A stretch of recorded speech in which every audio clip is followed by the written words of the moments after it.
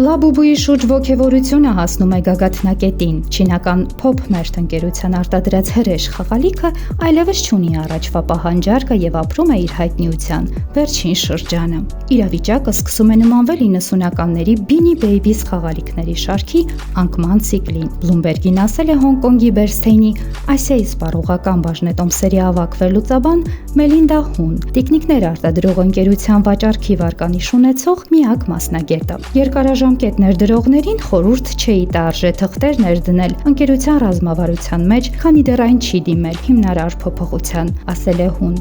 Bloomberg-ի տվյալներով հոկտեմբերի 23-ին Pop-Mert-ի եկամուտն ավելի քան 9%-ով անկում է ապրել, երբ ընկերության երրորդ եռամսյակի արդյունքները գերազանցել են սպասումները, սակայն չեն կարողացել մեղմել մտավախությունը, որ աճը կնվազի 2026 թվականին։ Ընդհանուր առմամբ Pop-Mert-ի բաժնետոմսերն օգոստոսի վերջին ավելի քան 30%-ով անկում են ապրել, տարվա սկզբին ավելի քան 1500%-ով ցատկից հետո։